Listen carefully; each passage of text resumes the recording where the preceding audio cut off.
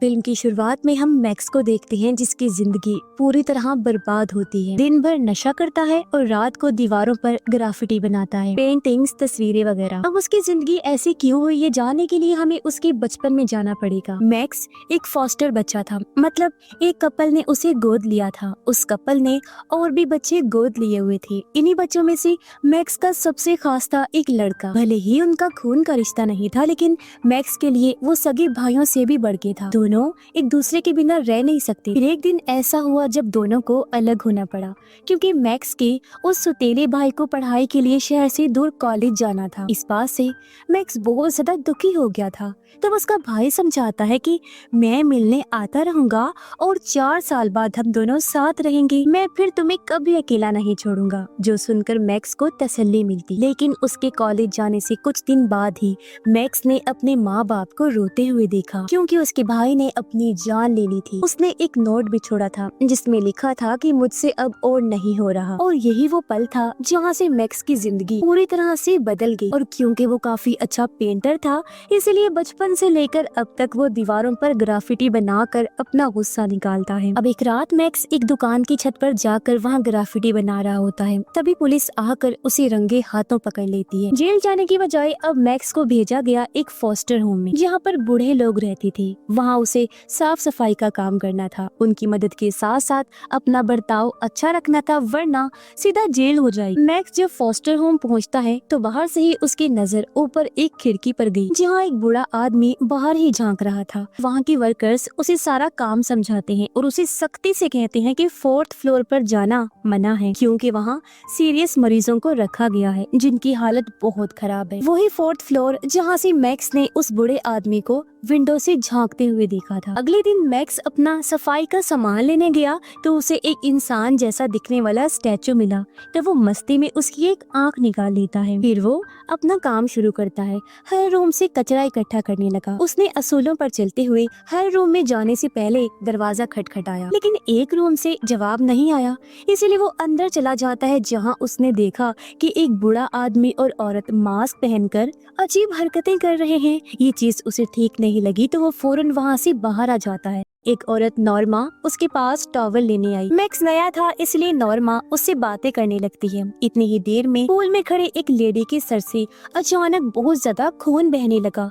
पता चलता है कि उसने कोई स्किन का इलाज करवाया था और स्ट्रेचिंग की वजह से उसकी स्किन फट गई। फिर रात को जब मैक्स अपने कमरे में सो रहा था तो उसे सपने में बहुत सारी हल्का हल्का बोलने की आवाजें सुनाई देती हैं। ये आवाजें सुनकर वो उठ जाता है।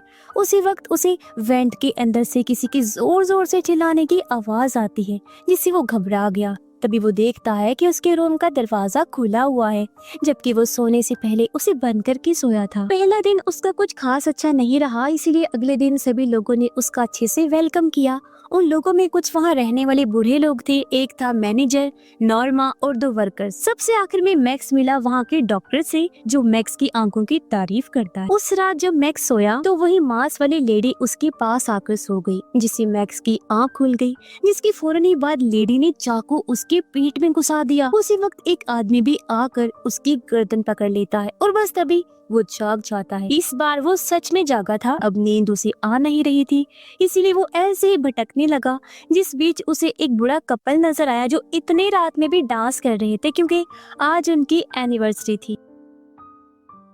मैक्स जाने लगा तो उसे वेंट में से दोबारा किसी के चिल्लाने की आवाज आई।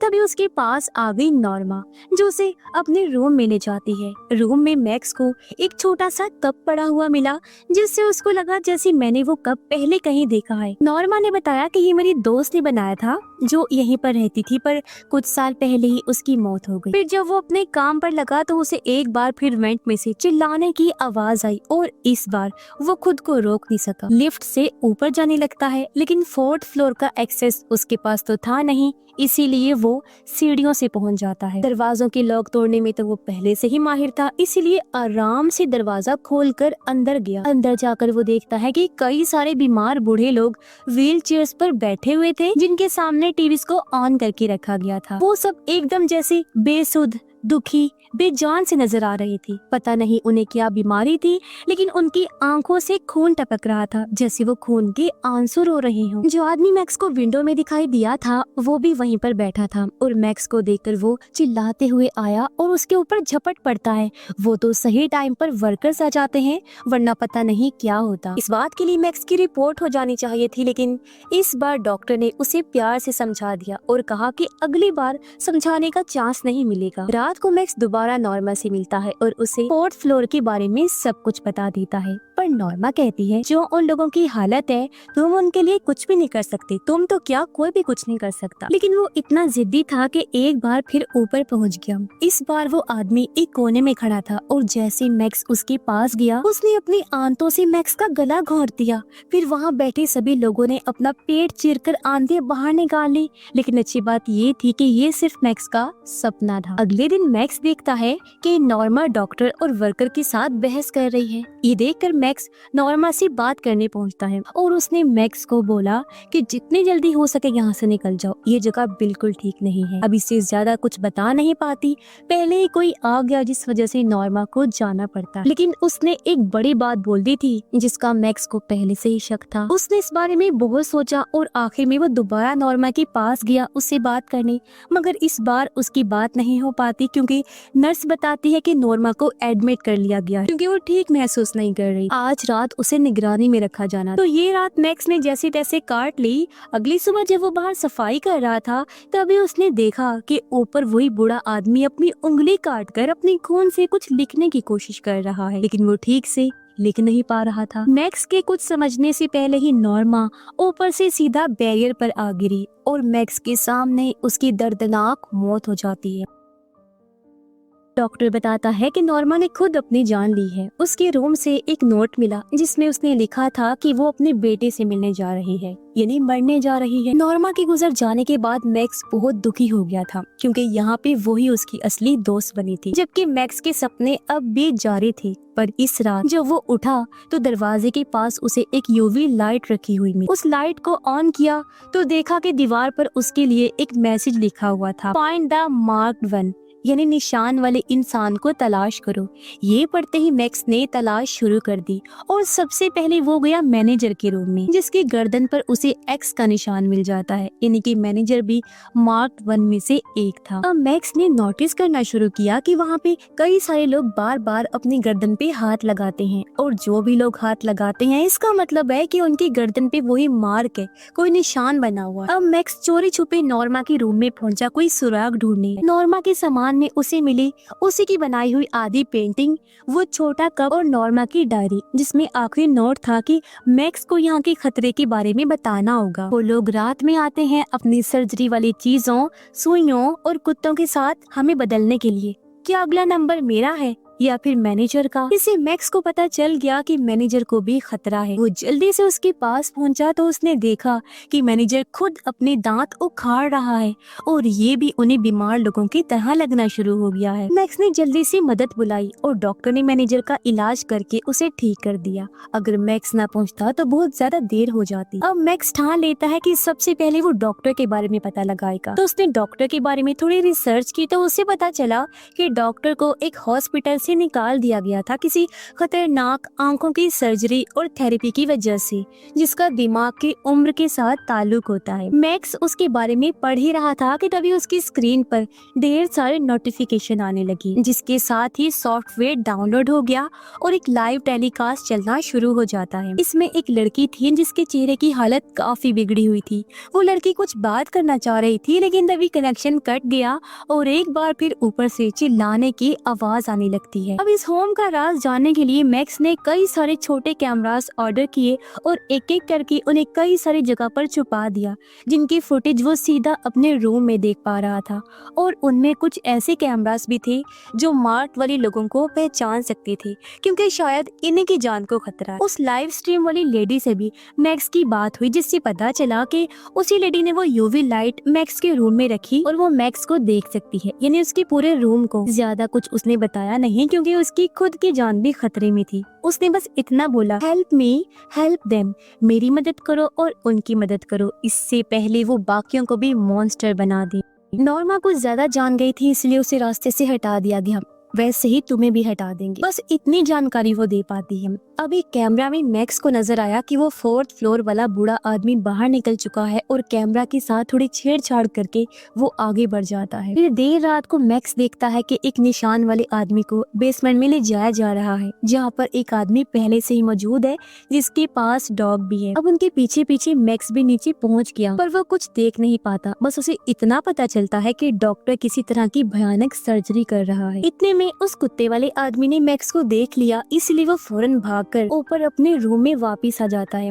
रूम में पहले से लाइव स्ट्रीम वाली लेडी थी। उसने मैक्स को बताया कि गवर्नमेंट इस जगह के जरिए इन बूढ़े लोगों पर ड्रग्स की टेस्टिंग करवा रही है। पहले जानवरों पर टेस्ट होता है, फिर इंसानों पर, और टेस्टिंग के लिए ये सब बूढ़े लोग जबरदस्त, क्योंकि अगर इन्हें कोई साइड इफेक्ट, कोई बुरा असर हो भी जाए तो उनकी ज्यादा उम्र का कहकर मामले को दबा दिया जाता है। इस तरह के और भी कई सारे होम्स पूरे मुल्क में चल रहे हैं जहाँ पे यही सब होता है। वो कहती है कि मेरे डैड भी इसी होम में रहा करते थे, पर अब वो 4th फ्लोर में बंद है। मैं उन्हें और बाकी सबको आजाद करवाना चाहती हूँ, जिसके लिए मुझे सबूत चाहिए जो मैं सिर्फ तुम ही इकट्ठा कर सकती हो, क्योंकि तुम यहाँ पर ही रहते हो। ये बताकर वो जाने लगी, लेकिन दरवाजा खुलते ही सामने वही बूढ़ा आदमी आ गया जिसने उस पर हमला कर दिया। मैक्स बीच में आ जाता है तो उसे धक्का लगा, जिस वजह से वो बेहोश हो जाता है। वर्कर ने उसे बताया कि 4th फ्लोर से एक मरीज नीचे आ गया था और उसी ने ही तुम्हें नुकसान पहुँचाया है, पर टेंशन मत लो, डॉक्टर आज तुम्हारा अच्छे से चेकअप करेगा। ये बोलकर वो डॉक्टर को बुलाने चली जाती है और उसके जाते ही मैक्स भी वहाँ से भाग निकलता है। वो अपनी मॉम डैड के घर पहुँचा तो उसने देखा कि पेरेंट्स ने 2 और बच्चियों को गोद ले लिया है। अब यहाँ पर मैक्स की माँ उसका हाल चाल पूछ रही थी, जिसमें उसने वही लाइन बोल दी थी जो नॉर्मा बोलती थी, आ हार्ट नोस आ हार्ट, जिसका मतलब था कि मैक्स के पेरेंट्स का भी वहाँ से कोई लेना देना जरूर था। इसके बाद मॉम डैड दोनों जज से मिलने जाते हैं ताकि मैक्स को कोई भारी सजा न हो जाए, और उनके जाने के बाद मैक्स ने पूरा घर छानना शुरू कर दिया, लेकिन उसे कुछ नहीं मिलता। तो वो दोनों बच्चियां मैक्स के पास आईं और उसे एक राज बताना चाहती हैं। न जाने वो कब से दिल में दबा के बैठी हुई। वो उसे अलमारी के पीछे बने एक खुफिया रूम में लेकर गई, जो किसी तरह का रिचुअल वाला रूम लग रहा था, यानी जहाँ जादू वगैरह किया जाता है। वहाँ पे वो कप भी रखा हुआ था, जिसका एक छोटा मॉडल मैक्स के पास है, वही नॉर्मा वाला कप। और सबसे बड़ी बात ये है कि वहाँ पे एक स्टैचू रखा हुआ था रोमन गॉडेस का। वहाँ पर एक पुराना फोटो एल्बम भी रखा हुआ था, जिसमें फोस्टर होम वाले लोगों की तस्वीरें थी, और हैरत वाली बात कि उनमें मैक्स के मॉम डैड भी थे। फोटोज किसी पार्टी की लग रही थी, जिसमें सब लोग ब्लैक कपड़े पहने हुए थे, लेकिन बीच में एक जवान बच्चा था जिसने व्हाइट कपड़े पहने हुए। हर एक फोटो में तकरीबन 3 साल का गैप था, लेकिन लोग सेम थे और लगभग पुरानी तस्वीरों जैसे ही लग रहे थे, यानी उनकी उम्र में कोई फर्क ही नहीं आ रहा था, बूढ़े ही नहीं हो रहे थे वो। पर बीच में बैठा बच्चा हर बार अलग। बच्चों को देखकर ऐसा लग रहा था जैसे वो बेजान हो चुके हैं और उनके अंदर से उनकी उम्र, उनकी जिंदगी खींच ली गई। तो यहाँ ये पता चलता है कि उस फोस्टर होम के लोग एक कल्ट, एक शैतानी ग्रुप से जुड़े हुए हैं, जो रोमन गॉडेस की पूजा करते हैं ताकि जवान रह सके। हर कुछ सालों में वो किसी जवान बच्चे की जिंदगी ले लेते हैं। मैक्स को असली झटका तब लगा जब उसे पता चला कि मेरा सौतेला भाई भी उन्हीं बच्चों में शामिल। उसने अपनी जान नहीं ली थी, बल्कि उसके मॉम डैड और बाकियों ने उसकी जिंदगी भी कुर्बान कर दी थी यहाँ लाकर। उसके मॉम डैड बच्चों को इसीलिए गोद लेते हैं ताकि जब वो जवान हो तो ये उसकी जवानी खींच सके। और जो 2 नई बच्चियां आई हैं उनके साथ भी यही होने वाला है, पर मैक्स ने सोचा कि मैं ये नहीं होने दूंगा और सीधा वो उस होम में पहुंचा। फिर 4th फ्लोर पर जाकर उस बूढ़े आदमी के पास आया, क्योंकि वो जान चुका था कि वो बूढ़ा आदमी और कोई नहीं बल्कि उसका भाई है। उसके भाई ने उस दिन उस पर अटैक नहीं किया था, बल्कि उसे बचाने की कोशिश कर रहा था। 4th फ्लोर पे जितने भी पेशेंट्स बंद हैं, ये सब वही जवान बच्चे हैं जिनकी जवानी खींच ली गई। अब उनकी कुछ ऐसी हालत हो चुकी है कि उनकी जिंदगी अंदर से खत्म है। बहुत कम उम्र में ही वो बूढ़े हो चुके हैं, ये कुछ बोल भी नहीं पाते। इसलिए उस दिन इसका भाई अपने खून से लिखने की कोशिश कर रहा था। अब मैक्स उन सब के लिए कुछ कर पाता उससे पहले ही वर्कर आकर उसे पकड़ लेता है। फिर जब उसकी आंख खुली तो वो खुद को उन्हीं लोगों के बीच सफेद कपड़ों में बैठा हुआ पाता है, यानी इसकी बारी आ गई थी 4th फ्लोर पर जाने की। अब पता चला कि लाइव स्ट्रीम वाली औरत ने जो बातें बताई थी वो सब भी झूठ था, क्योंकि वो खुद यहाँ के डॉक्टर की वाइफ थी, यानी कि गवर्नमेंट की टेस्टिंग वाली बात झूठ है, कोई मार्क 1 नहीं है। और अब हम ये जान लेते हैं कि आखिर ये सब जवान कैसे रहते हैं, मतलब कि लगते वो बूढ़े ही हैं, लेकिन यहाँ से उनकी उम्र ऊपर नहीं जा रही। ये कई सालों से ऐसे ही है। किसी की उम्र 109 साल है, किसी की 114, किसी की 128 तो किसी की 193। अब ऐसे जवान बने रहने के लिए उन्हें चाहिए होता है इन बच्चों का नेक्टर, जो आँख के पीछे वाले हिस्से में पड़ा लिक्विड होता है। इसे जवानी का जरिया माना जाता है, जो उम्र के साथ साथ कम होता जाता है। इसीलिए ये सब जवान बच्चों की आंखों से वो नेक्टर निकाल कर पीते हैं ताकि जवान बने रहें। जब से मैक्स इस होम में आया है तब से हर रात उसकी आंख से नेक्टर निकाला जा रहा है और उसे पता भी नहीं। तभी तो हर रात वो अचानक से जाग रहा था और जो सपने उसे दिखाई दे रहे थे वो सपने भी नहीं थे बल्कि यादें थी। ऐसे ये धीरे धीरे नेक्टर निकालते रहते हैं, लेकिन जब उनकी इंजॉयमेंट पूरी हो जाए या फिर बच्चे को उनकी असलियत का पता चल जाए तब ये एक साथ सारा नेक्टर निकाल कर उस बच्चे की सारी एनर्जी, जिंदगी, जवानी खींच लेते हैं और उसे ऐसा बना देते हैं जैसे वो बेजान हो, बूढ़ा हो। फिर वो 4th फ्लोर पर सड़ता रहता है और उसके बाद आ जाता है नया बच्चा। आमतौर पर ये कई सालों तक एक ही बच्चे पर फीड करती रहती है क्योंकि जवान बच्चों में नेक्टर वापस बनता रहता है। डॉक्टर ने उसकी आंख से लगभग सारा नेक्टर निकाल कर उसे ऊपर भेज दिया और अब वो बार बार थोड़ा थोड़ा नेक्टर निकालते रहेंगे जैसे बाकी सब में से निकालते हैं। तभी उनकी आंखों में से खून निकलता रहता है। लेकिन मैक्स का भाई ऐसी नौबत आने ही नहीं देगा। उसने अपनी व्हील चेयर में से एक तार तोड़ी और उससे वहाँ मौजूद हर एक बच्चे की आंख फोड़कर उनका नेक्टर जमा कर लिया। फिर वो सारा नेक्टर पिला दिया मैक्स को, जिससे उसके अंदर फिर से जान आ गई, पहले से कई गुना ज्यादा। अब एक तूफान तो बाहर आ गया था और एक था अंदर मैक्स में। और जैसे वर्कर ऊपर आई, मैक्स ने बार बार वार करके उसकी जान ले ली। फिर उसने औजार उठाकर वहाँ मचा दी तबाही। जो भी उसके सामने आ रहा था वो सबको खतरनाक मौत दे रहा था। एक एक करके उसने सबको मार डाला। उसके माँ बाप बचकर भाग रहे थे, लेकिन तूफान की लपेट में बुरी तरह आने की वजह से उनकी भी मौत हो जाती है। उन सबको मारने के बाद उसने सबकी आंखों में से नेक्टर निकाला और 4th फ्लोर वाले लोगों को पिलाकर सबको आजाद करवा दिया। फिर अपने भाई के साथ वो वहाँ से निकल जाता है। अब जिन लोगों ने बुरा काम किया था वो तो मारे गए और ये लोग भले ही ऐसे बूढ़े दिखेंगे लेकिन अंदर से ये जवान हो जाएंगे पहले की तरह। और इसी के साथ ही ये फिल्म इधर ही खत्म हो जाती है।